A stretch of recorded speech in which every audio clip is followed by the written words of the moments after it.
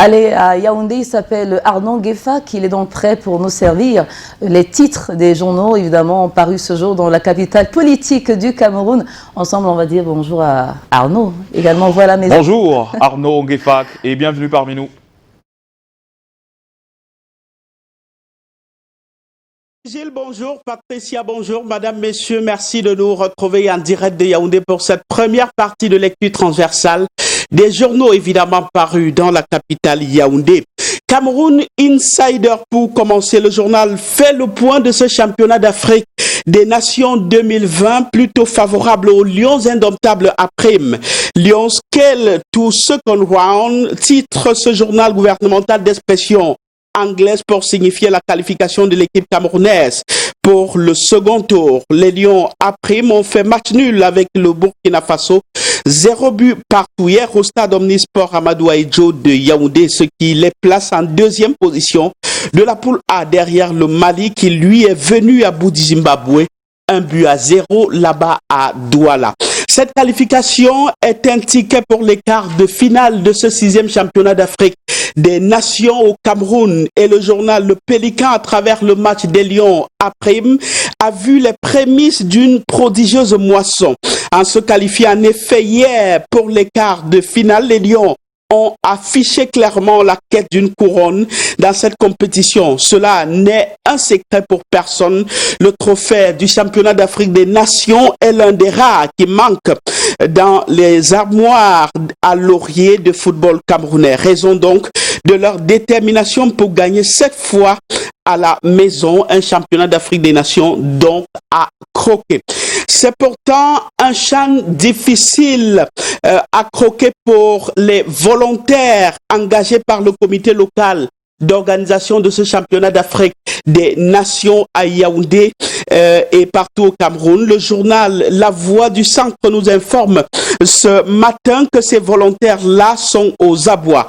Ignorés, maltraités et délaissés à leur propre sort, les volontaires du championnat d'Afrique des Nations 2020, depuis le début de cette compétition, n'ont pas droit aux frais de transport et repas journaliers, écrit le journal. Selon eux, ce calvaire est imputable aux membres du COCHAN.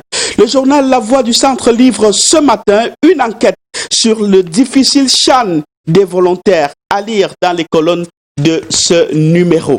Le quotidien gouvernemental Cameroun Tribune est en kiosque ce matin et nous plonge au cœur des conseils régionaux. Ces conseils-là, écrit le journal de Marie-Claire Nana, sont au pied du mur. Installés dans leur nouvelle fonction vendredi dernier, les présidents et membres des exécutifs de ces collectivités territoriales décentralisées ont reçu leur feuille de route qui consiste au développement économique, social et culturel des régions afin de garantir le plein épanouissement des populations. Après l'installation donc, ils sont au pied du mur et c'est là qu'ils seront jugés, écrit le journal gouvernemental Cameroun Tribune, parution de ce lundi. Et l'un des plus illustres d'entre ces présidents des conseils régionaux, c'est l'ancien délégué du gouvernement auprès de la communauté urbaine de Yaoundé.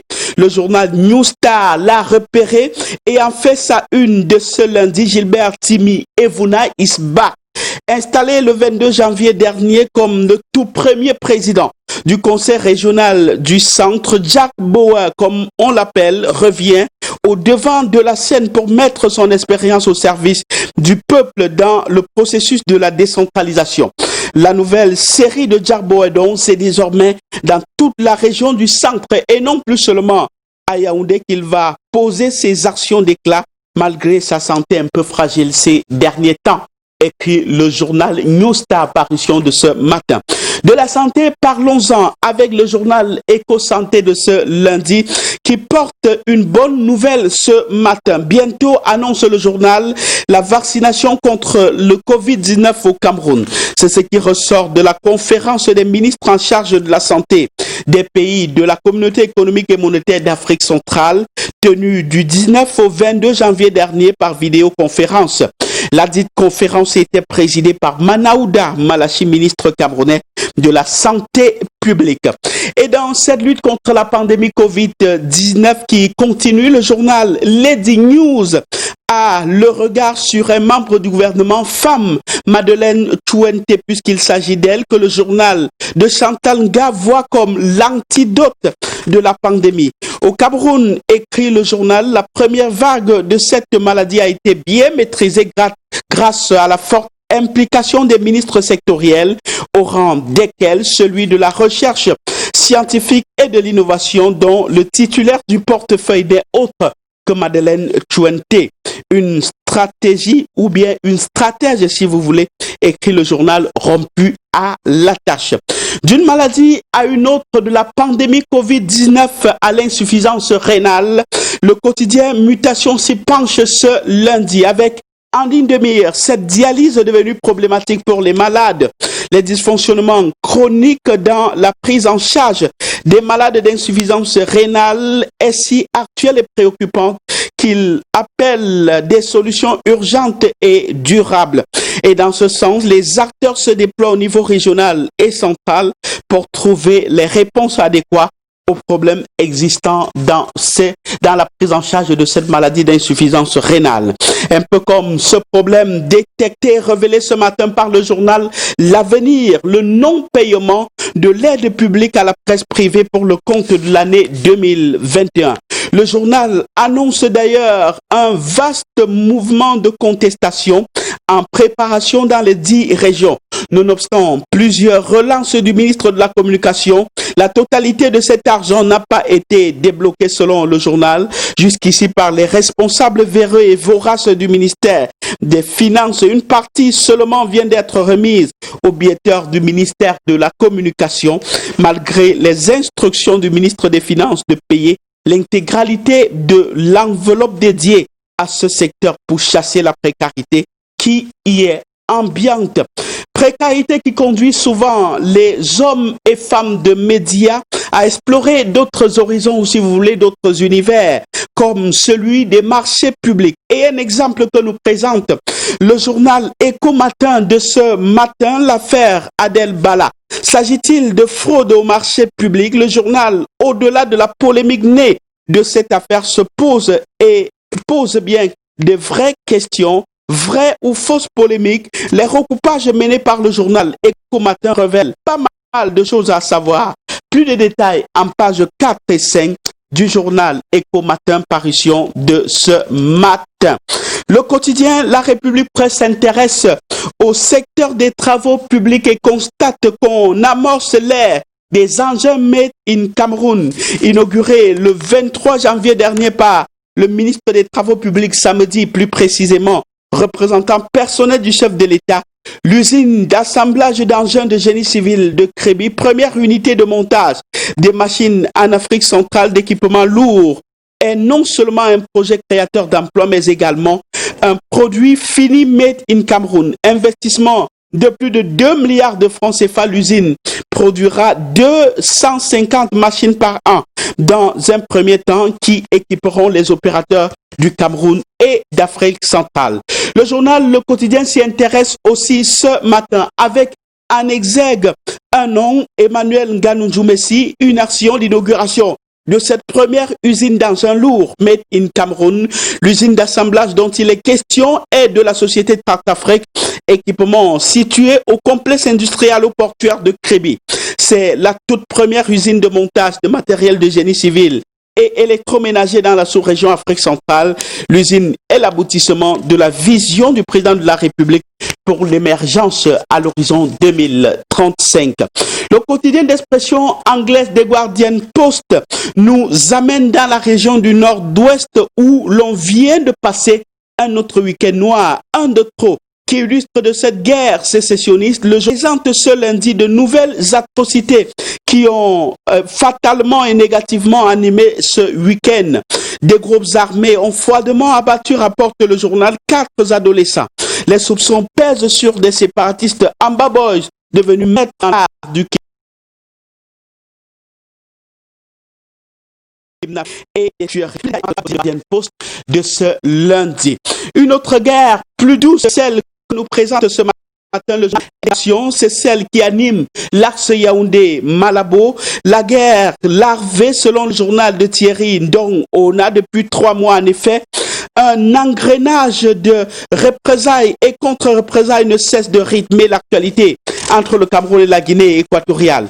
Autour de la nationalisation de la CCEI Guinée équatoriale, la confiscation d'un navire camerounais, les expulsions des compatriotes de Paul Biya, les deux parties évitent la diplomatie du panache et du verbe haut. Lire ce matin la contre-enquête du journal Intégration, parution de ce matin. Loin de ces problèmes entre pays d'Afrique centrale, hebdomadaire Meomé Salah Hebdo dans la sous-région présente Paul Biya comme le bouclier.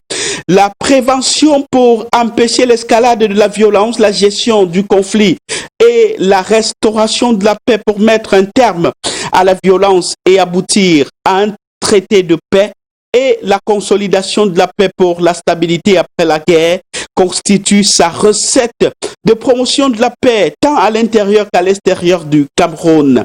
Concernant la crise en République centrafricaine, la force de l'expérience du chef de l'État est intelligible pour anéantir les métastases de ce conflit. Meomé Salah Hebdo propose un dossier sur le sujet de la sous-région à lire en pages 4 et 5 de la parution de ce matin. Le quotidien Réalité Plus, lui, scrute les attitudes du président de la République ces derniers temps d'attente du remaniement ministériel. Cependant, le journal de Paul Ngouaré Kindi, dans son style atypique, titre ce matin comme pour apaiser certains élans et aiguiser le suspense, zéro gouvernement en vue. Vraiment, laisser le président en paix, c'est même comment. Aux dernières nouvelles, selon le journal, Paul Biya a beaucoup d'autres dossiers plus importants à traiter pour l'émergence du Cameroun à l'horizon 2035, écrit le journal de Paul Ngouaré Kindi, parution de ce matin. Le journal La Cloche est aussi du côté de ce vent de remaniement ministériel attendu, mais le journal, dans le département du Noun, à l'ouest Cameroun, là-bas, a constaté du maraboutisme et agitation au sein de l'élite Bamoun. Dans le Noun, la peur est bleue dans les têtes de quelques personnes qui disent avoir le profil pour entrer au gouvernement. L'on n'hésite pas d'ailleurs à rapporter de nombreuses tractations qui se font de part et d'autre. Et pendant ce temps, le hebdomadaire Le Soir est focus sur cette gabégie ambiante chez nous et nous présente ceux qui détournent ou ils font partie de cette classe qui s'est enrichie depuis la cession de Paul Biya au pouvoir. Le journal de Armand Bianda propose ce matin la liste des ministres, directeurs généraux, sénateurs, députés, maires, secrétaires généraux et acteurs politiques ayant fait fortune sur le dos du renouveau. Je voudrais finir avec ce magazine Afrique Éducation en kiosque ce matin qui explore les sujets de l'Afrique et justement nous amène en Côte d'Ivoire avec le 3e mandat un peu catastrophique de Alassane Dramane Ouattara et puis les élections là-bas en Amérique. Joe Biden, c'est 77 choses à savoir sur l'homme président des États-Unis d'Amérique. De 1520 à 2020, c'est un dossier du journal Afrique Éducation à lire ce matin. Le journal s'intéresse aussi au coronavirus, les élèves d'Afrique et la pandémie. C'est un autre dossier du journal que vous trouverez dans les colonnes du journal de ce matin. Et le journal également, pour finir, s'intéresse au Congo avec l'opposant Mokoko, prisonnier du tyran Sassou Nguesso. C'est justement à lire dans les colonnes du journal Afrique Éducation qui traite de la politique de l'économie et de la société pour une Afrique en mouvement. Stop et fin. Revue de presse, première partie en direct de Yaoundé. Gardez la pêche, direction Douala où Michael Tipkio nous y attend déjà. Michael, bonjour et bon début de semaine, cher ami. Malheureusement, on n'aura pas Michael Tipkio aujourd'hui. Demain, par contre, il sera là pour nous donner la teneur de toute l'information des parutions qui vont donc des parutions de demain. Et donc, nous allons vous inviter à aller dans les différents kiosques pour avoir toute la quintessence des informations parues dans les journaux ce matin. Sauf si vous avez 2 ou 3 petits... Quelques mots seulement pour dire excellente journée. Arnaud Guéfa qu'on va retrouver résolument demain, essentiellement à la même heure, donc 7 heures. 1 heure de moins en temps universel. Pas de revue de presse ici à Douala aujourd'hui. Par contre, quelques informations plutôt en raccourci au-delà de nos frontières. On va dire que si le Cameroun s'apprête donc à accueillir le vaccin contre la pandémie du coronavirus, on va dire sur le plan à l'échiquier africain, cela ne s'annonce pas bien parce qu'on parle d'un Africain sur 5 déjà exposé au coronavirus. Et toujours parlant de l'Afrique, l'Afrique ne sera pas un terrain privilégié de la politique américaine, selon le professeur Diouf, qui est donc professeur, il est enseignant à l'université de Columbia du côté de New York aux États-Unis, pour la simple raison que l'Afrique aurait perdu en termes de crédibilité.